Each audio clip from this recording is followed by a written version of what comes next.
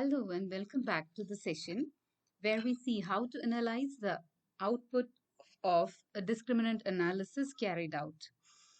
The output file initially gives us the analysis case processing summary, which will explain the number of observations which were involved in the analysis, and if there are any missing data that would be displayed in this table of analysis case processing summary. It's for our information about the data set. In group statistics, we find the mean and standard deviation of the two classes. The two classes here are yes or no for the dependent variable of defaulter or not. So we can see that the means of age, level of education, years with current employer, and other variables, how they are differing between the two groups. Proceeding further, we can also see the test of equality of group means. In the above table, when we saw the averages, here using Wilks lambda test, we can find whether the means of the independent variables differ significantly between the two classes. Null hypothesis for this test is that the two classes do not differ significantly in their average values of the independent variables.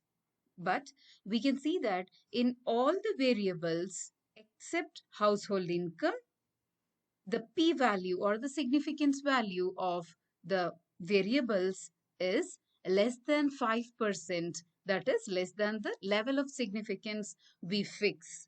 Hence, the null hypothesis can be rejected and we can infer that there is enough evidence to say that there is significant difference between the two classes, defaulters and not defaulters. It's only one variable, household income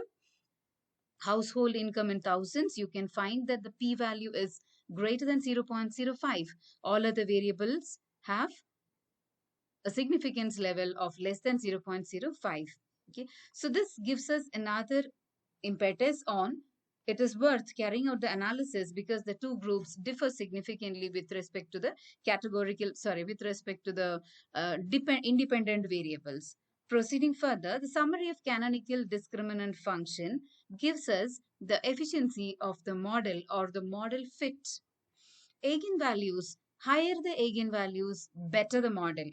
But here, unfortunately, the eigenvalue isn't too high. It's just 0.405. There is no cutoff value as such. Still, larger if you are comparing between different models for the same data, then we would preferably choose a model which has a higher eigenvalue. Similarly, canonical correlation is kind of a pseudo correlation that is generated, and its interpretation is also very similar to Karl Pearson's correlation, which we make. Here, the correlation coefficient value of 0.3537 isn't great. It's not great. Still, it's fine. It shows a positive and a moderate correlation. And proceeding further, the Wilks lambda test gives us the model fitness test for model fitness.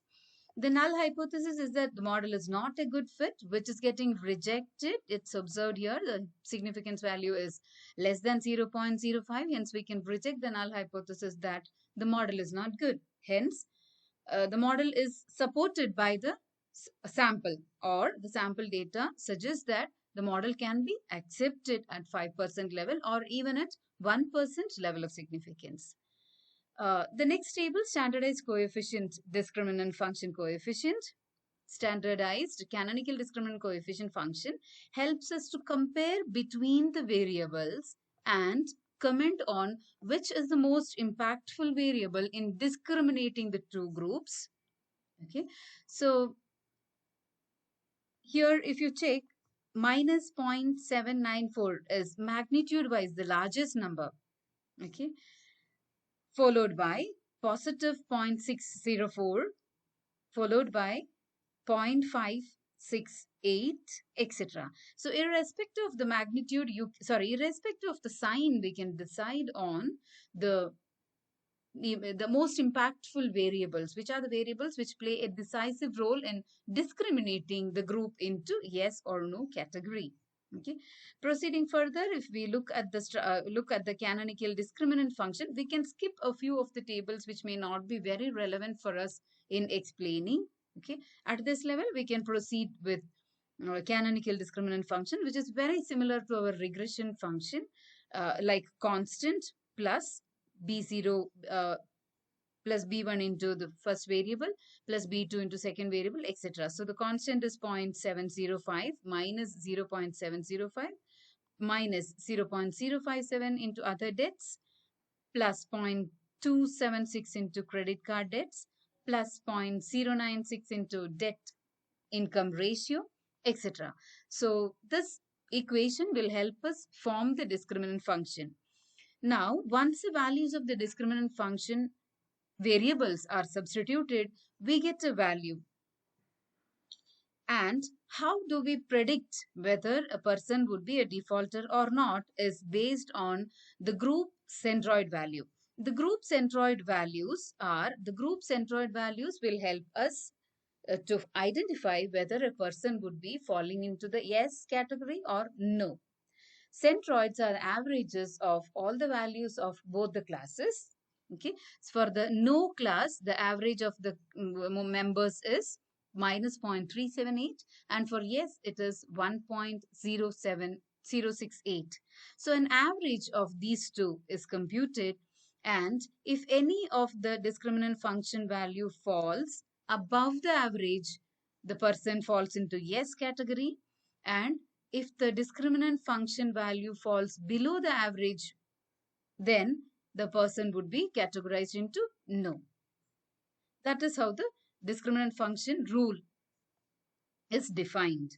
And finally, to know the prediction accuracy of the model, our hit ratio or classification result will tell us how many of them are false positive or true negative, or in other words, how many of them are predicted correctly. If you check here, 485 of the no's are correctly classified, predicted as no, whereas 32 of them are wrongly predicted as yes. And 99 of the yes are predicted as no, whereas 84 of the yes are predicted correctly as yes. In all, if you check, true prediction has happened in around 93.8 and 45.9 cases. Put together, 81.3% of the original groups is classified correctly. This 81.3 is larger than 75%. 75% we come to a conclusion by considering 25% above by chance classification. We know that there is a 50% chance of us falling into yes or no. So 25% above 50 is 75%. If our model has got a prediction accuracy above 75, we can consider it as acceptable. So the Wilks lambda test as well as the prediction accuracy is favoring the model. Hence, we can accept this model for future prediction. It may give us kind of good prediction values.